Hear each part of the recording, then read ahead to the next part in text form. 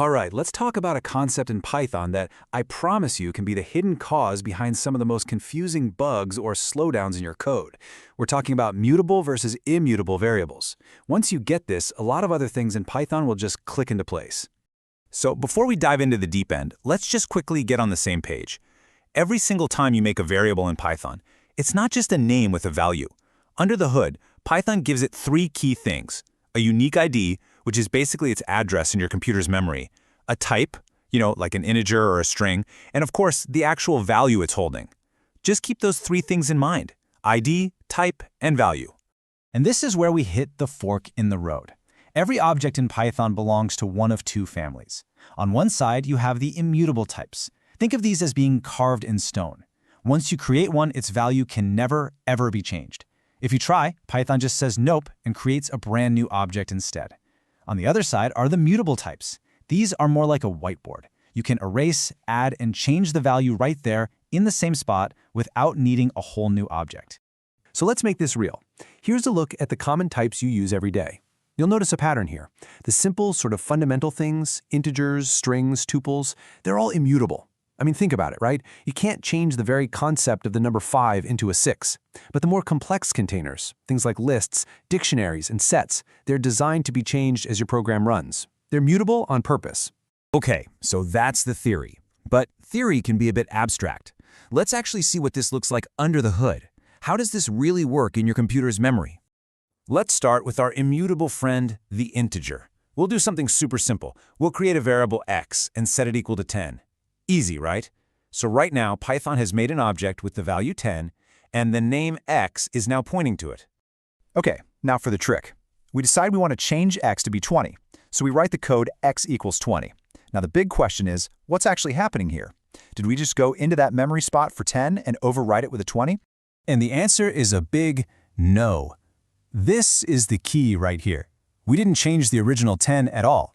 In fact, that number 10 object is still sitting there in memory.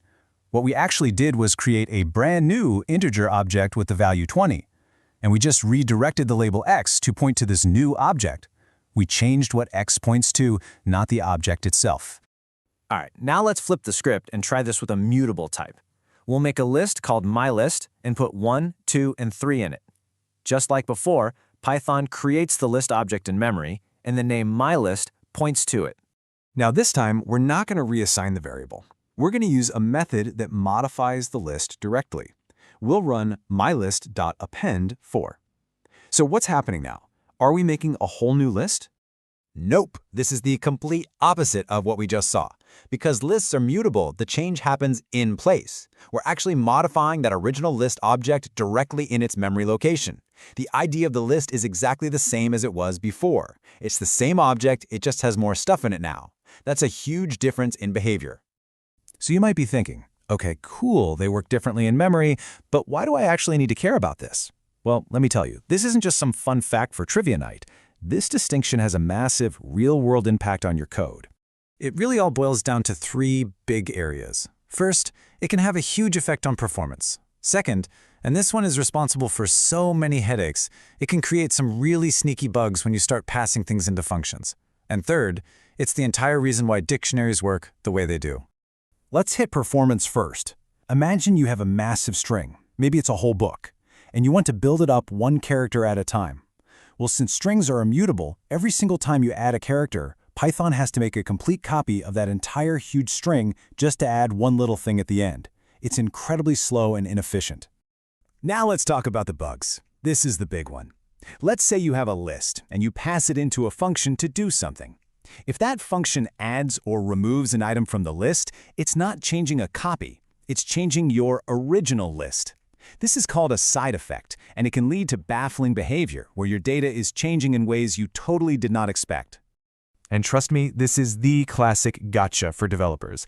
I'd bet almost every Python programmer has, at some point, spent hours debugging a problem only to realize a function was messing with their original list or dictionary without them knowing it. And finally, dictionaries. The whole reason dictionaries are so fast is that they take a key and calculate something called a hash value from it. This hash tells the dictionary exactly where to look for the value. But for that to work, the key can't ever change. If it did, its hash would change, and the dictionary would be totally lost.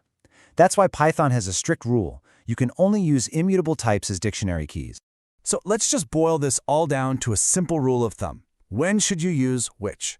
Well, you use immutable types, like your strings, numbers, and tuples, when you need safety, when you need things to be predictable, and when you need them for things like dictionary keys.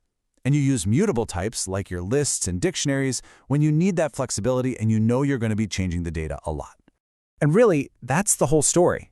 It's a fundamental idea that, once it really sinks in, will make your code so much better, faster, and easier to debug. So it just leaves one question. Now that you know the difference, what's the first piece of your own code you're going to go back and look at with fresh eyes?